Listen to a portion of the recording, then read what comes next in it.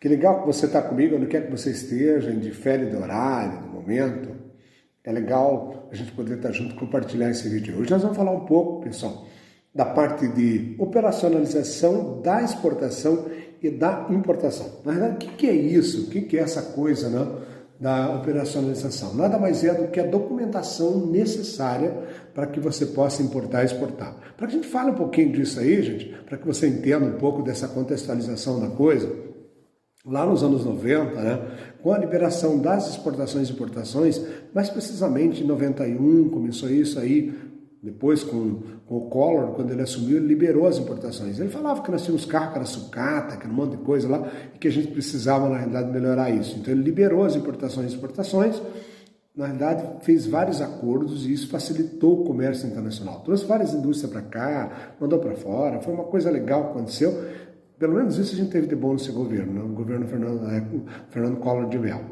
E aí aconteceu uma coisa legal, pessoal. O Mercosul deu uma fortalecida e esse acordo que nós temos aqui, que importa para nós, o Mercosul, ele nada mais é do que um tratado onde facilita-se o comércio na América do Sul. Quer dizer, os países aqui da América do Sul fizeram um acordo entre eles e esse acordo foi legal porque facilitou, né, a entrada de produtos nos países que fazem parte desse acordo. Legal, pessoal? Então, assim, a primeira coisa que você precisa entender é assim, quando eu vou exportar ou importar alguma coisa, eu preciso de uma coisa chamada fatura, tá lá no teu material, fatura pro forma, ou pro forma invoice. O que é isso, né? Que porcaria é isso? Na realidade, é uma nota, né, um documento onde tem o nome do exportador, vendedor. Esse documento, na verdade, mas é com uma folha com timbre teu lá. Nota fiscal, todo mundo já viu nota fiscal, já viu uma fatura como que é, né, pessoal?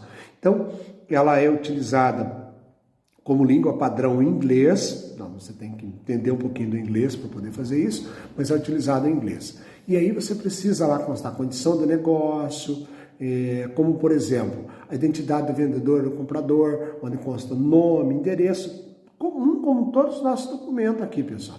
É uma venda normal. A modalidade de pagamento, a data prevista do embarque da mercadoria, a descrição da mercadoria, isso é importante você escrever, né? O peso, o valor unitário, peso líquido, se for líquido, a determinação de como que é o peso bruto, é uma coisa boba, né? Mas o peso bruto tem que ter lá. Essa fatura representa, né, uma proposta de negócio. Na realidade é como se fosse um orçamento que você está fazendo para a pessoa, mas é o que a gente chama de fatura. E ela, né, caso você não tenha, né, o teu produto não pode ser embarcado sem esse raio dessa fatura aí, pessoal. Então você tem que fazer. Esse documento, geralmente, ele é um documento à vista, pessoal, como se fosse à vista. Um outro documento que a gente precisa ter quando você vai fazer uma exportação é o chamado fatura comercial. Tá? Essa fatura comercial, ele é emitido pelo exportador também, que oficializa a compra entre as partes. Ocorre a mesma coisa que ocorre com a fatura, né, que a gente acabou de falar aqui, pessoal, com a nossa fatura pro forma, né, nós temos a fatura comercial. Essa fatura comercial, ela é a oficialização da compra de quem está adquirindo o teu produto, ou seja, é emitido pelo exportador, oficializando a compra do cara que está comprando o teu produto. Legal? O que mais? Aí, quando você fez isso, a gente emite mais um raio do outro documento. Depois, não sei se vocês chegaram a ver esse documento, eu vou mandar para vocês as fotos dos documentos. É chamado romaneio de embarque, ou park list. O romaneio de embarque, na verdade, nada mais é, como o nome chamou, a lista com os documentos que são emitidos para você, para listar os volumes de mercadoria. Tipo, eu não sei se alguém de vocês fez aquela visita lá em Paranaguá, mas lá a gente tem a oportunidade de verificar isso, de verificar uma lista, né, de itens ou de coisas exigidas pelo importador, que o exportador tem que colocar discriminando o produto, tipo peso, tara, número de lote, dimensões, uma série de coisas que você tem que ficar atento de acordo com o teu produto. Essas definições, elas são, esse romaneio, na realidade, de embarque, pessoal, ele é obrigatório aqui pela nossa aduana, né? A aduana brasileira exige isso, você consegue embarcar. Uma outra coisa interessante que tem, pessoal, é o conhecimento de embarque, que nada mais é do que um contrato de transporte que você tem, realizado entre o transportador e aquela empresa que vai efetuar o transporte do produto para você. Ela estabelece as condições, né, de entrega da mercadoria que vai ser feita, né, com o seu chamado consignatário, que é a pessoa que está comprando de você. Nesse documento deve constar as principais informações, são a identificação das partes envolvidas, a data, né, do embarque e desembarque, a descrição dos volumes, o peso líquido, o peso bruto, o valor do frete, né, a modalidade, né, do negócio que você está fazendo, se é internacional ou não, claro que tem que ser internacional, né, pessoal? Aí existem alguns documentos para cada tipo de transporte. Olha uma coisa interessante, se você for transportar via navio, tem o Bill of Lading, que é o BL. Se for aéreo, é o Airways Bill, né, AWB. Se for transporte rodoviário, Conhecimento Rodoviário de Transporte, CRT. CRT, Conhecimento Rodoviário de Transporte. O transporte ferroviário é o CTF. Tá? E ainda existe mais uma coisa chamada, dentro desses documentos, chamada letra de câmbio. Nada mais é, pessoal, do que uma duplicata utilizada no mercado interno, emitido pelo exportador, que é o sacador, contra o importador, que é o sacado. Tá? Então, assim, o cara que é o exportador é o sacador e o importador é o sacado. Quer dizer assim, eu imito uma letra de câmbio que depois, quando eu embarcar o documento, eu vou no banco, lá no Banco do Brasil, geralmente faz essa transação, e saco o dinheiro. Tá? Então, esse sacar o dinheiro significa assim, que o cara vai pagar o valor para você, que na realidade é o exportador. Legal, pessoal? Com esse documento chamado letra de câmbio, ou Bill of Change. Fica mais bonito, né, em inglês a coisa aí. E uma outra coisa que não dá para se esquecer, pessoal, é que existe uma coisa chamada certificado. Esse certificado, na verdade, assim, por exemplo, se você não tiver certificado da vigilância sanitária, você não consegue exportar. Certificados são 5 tipos e tem finalidades diferentes, né? Cada um com uma finalidade diferente. O primeiro, pessoal, certificado, é o certificado de origem, é o chamado formulário A. Se não tiver, danou, vai chegar na origem, lá no local e vai voltar. Tem que ter. Senão você já nem manda o produto. Tem certificado de análise, que foi analisado aquele produto, seja por vigilância sanitária, seja por o órgão que for. Certificado de origem do mercado comum, que é do Mercosul. Tem um certificado lá que você tem que ter, senão você não consegue exportar. Tem o certificado de inspeção, foi inspecionado o produto, tipo CIF e tal. Tem o certificado fitossanitário. Parece brincadeira, né, pessoal? Mas tem gente que esquece desse fitossanitário. E se você mandar o produto, danou. Vai voltar. Então, fitossanitário. E o certificado de classificação. Sabe aquela classificação de arroz, lá, tipo A, tipo B, tipo não sei o que? Tem que ter esse raio de certificado. E o certificado de seguro, que é o tipo nosso carta verde. Também, se você vai exportar, tem que ter isso. E aí, nós fazemos o que a gente chama, né, de operacionalização da exportação, seja direta ou indireta. O que significa isso, pessoal? Quando a gente faz um acordo, na realidade, para exportar com alguém, se for direta, eu vou lá e negocio. Por exemplo, eu vou negociar não interessa o país, um país lá, vamos dizer que eu vou negociar com a Espanha. Aí eu tenho lá uma pessoa que está interessada em comprar o meu produto e eu negocio diretamente com ela. Esse é o tipo que a gente chama de exportação direta. Eu exporto direto ou importo, difere, tá? A gente chama-se de importação ou exportação direta quando nós fazemos o negócio, sem ter nenhuma empresa atravessando. Aí existem, lógico, outras modalidades, são quando algumas empresas intermediam o sistema de importação e de exportação. O primeiro modelo é um modelo chamado Trading Company. O que é uma Trade Company, na realidade? A venda da mercadoria, né, ela é feita por uma empresa especializada nisso, é o que a gente chama de trade. O cara quer montar uma trade, né? Aí eu tenho conhecimento, você tem o produto. Eu tenho conhecimento do mercado externo, você tem o produto. Eu pego o teu produto e exporto lá para outro país, né? Vamos dizer para a Europa, para os Estados Unidos, para a China, não interessa para onde. Esse é chamado Trade Company. O cara monta uma trading só para fazer isso. Ele tem conhecimento do mercado internacional, então ele faz essas transações, né, de importação e exportação. Aí existem as chamadas empresas comerciais. São aquelas empresas que são exclusivamente exportadoras. O cara só exporta. Tem empresa especializada só para isso. Existem também as empresas chamadas exportadoras comerciais, que elas operam tanto no mercado interno quanto no mercado externo. O cara pode estar tanto atuando aqui como lá fora. Ele pode tanto ter uma empresa aqui como ter uma filial lá no outro país, ou uma matriz lá. Aí eles importam como exportam. Por exemplo, a Mercedes-Benz no Brasil, tá? Ela tem um setor dela chamado importação e exportação. A Volvo do Brasil tem esse setor. Para que eles precisam disso? A Volvo, por exemplo, ela manda os produtos dela para a Suécia, os produtos que ela fabrica aqui no Brasil, lá na área industrial de Curitiba, Contorno Sul. E ela traz os produtos da Suécia e de outros países onde tem Volvo que produz os seus caminhões, seus ônibus, seus automóveis, ela traz para cá. Então ela importa daqui os produtos de lá, traz peças, manda produto para lá, manda veículo. Então ela tem essas empresas chamadas empresas comerciais, tanto para importação como para exportação. Tem uma que é só exportadora, exclusivamente exportadora. Nesse caso dessas empresas fabricantes automotivos, aqui eles são tanto exportador como exportador.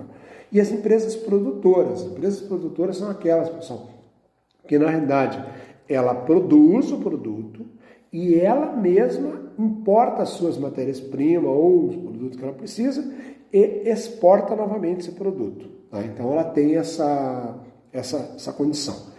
E ainda existe o chamado consórcios. É o que é mais utilizado no Brasil. O que é um consórcio, na realidade? Nada mais é do que uma união de várias empresas ou de pessoas que produzem um determinado bem, se juntam, formam o chamado consórcio e cada uma tem uma cota, né, X que ela vai produzir, juntam tudo isso, colocam os seus containers e mandam para o mercado externo. Legal, pessoal? Isso pode ser tanto direto quanto indireto. Ela pode ter alguém, pode ter uma trade, alguém ou empresa comercial que faz isso para ela. Pode pegar uma empresa exportadora e fazer. Mas aí a gente chama de consórcio. Existe um consórcio chamado consórcio de vendas. O que é isso? É aqueles que têm experiência no comércio exterior e que daí ele, através de uma empresa comercial exportadora, ele só vende produto. Ele pega o teu produto e vende. É como se fosse uma cooperativa. Pega o produto e despacha o produto para o mercado. Vende no mercado externo, para o mercado externo e ganha a margem dele em cima disso. É uma coisa boa para quem está nessa época aí, né? O cara conseguir entrar nisso seria muito bom. Né? Existe uma outra coisa chamada consórcio de área ou país. Esse tipo de reunião, pessoal, é assim, são aquelas empresas que visam concentrar a venda. Ela pode ser feita através de países, pode ser que 2, 3 países reúnam a sua produção, tipo, vocês já viram Paraguai? O Paraguai traz muito soja para o Brasil, reúne todo o soja do Brasil, mais o soja do Paraguai e manda para o país europeu. Tá bom? Isso através do chamado consórcio de área ou país. É a forma que eles têm de exportar e de vender. A gente chama isso de monossetorial ou multissetorial. Mono, o que seria um monossetorial, pessoal? São empresas que agregam o mesmo valor, produto igual. E o multi, né, que são vários produtos, todos aqueles produtos produzidos numa cadeia produtiva, tipo soja, trigo, milho, frutas de modo geral, né, as hortaliças em si, e aí manda-se para o mercado externo. Então se juntam para dar uma quantidade maior e terem um maior poder de barganha. Existe também um chamado consórcio de promoção e expansão. Esse tipo de consórcio, pessoal, é assim, você forma esse consórcio, que é um grupo de várias empresas ou produtores de um determinado produto que querem entrar no mercado, então eles conseguem formar esse consórcio, reduzem o custo e automaticamente entram nesse mercado para conseguir, né, ganhar espaço no mercado, porque às vezes uma empresa só não consegue, mas se você tiver várias empresas, você cria um poder aquisitivo melhor e com isso você consegue vender melhor lá fora. Você consegue um custo mais barato, tanto para comprar produtos, os insumos, né, quanto na hora de vender você ter um melhor poder de barganha. Certo, pessoal? Dentro do comércio exterior, pessoal, existe uma coisa chamada procedimentos operacionais ou serviços estratégicos. O que é isso na realidade? Esse serviço, pessoal, a gente vê, né, que tem muitas empresas de comércio exterior fazendo isso. Significa assim, ó, como é que eu viabilizo, por exemplo, uma exportação? Cara, faz uma pesquisa de mercado. que é a pesquisa de mercado?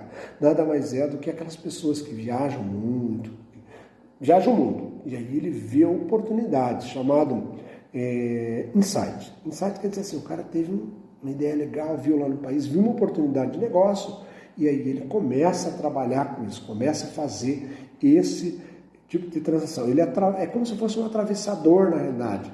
Ele oferece serviço justamente para empresas que querem, né, exportar e ainda não sabem. Eu tenho alguns amigos que trabalham com isso, sabe? Pessoal que fazem esse tipo de coisa. São pessoas que têm essa habilidade de negociação, né, tanto com o importador como com o exportador. Os caras conhecem bem, né, tem técnicas já avançadas, conhecimento do mercado externo, e aí fica mais fácil para eles. Né?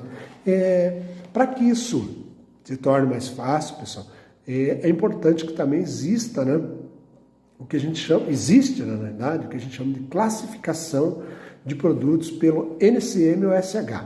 O que significa isso? Significa que nós temos no Brasil uma empresa que ela classifica os países de acordo com o destino da exportação.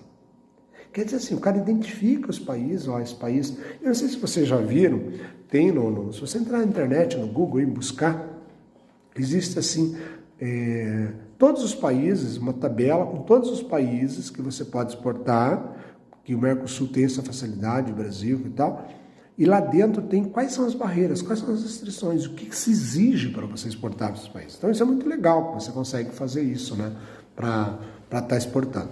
Existe também uma coisa, pessoal, chamada cadastro radar, ou Siscomex. Quando a gente se cadastra no Siscomex, na realidade, quem trabalha com importação e exportação é obrigatório, pessoal. Você se cadastrar no Siscomex. Siscomex, na verdade, nada mais é do que uma plataforma exigida pela Receita Federal para que toda a tramitação, todo o trâmite que você faz de importação e exportação passe pela Receita Federal. Na verdade, tem que passar. Existe uma outra coisa importante para quem vai exportar, pessoal, importar, é o chamado seguro internacional, como se fosse a nossa carga verde, é aquele seguro da carga.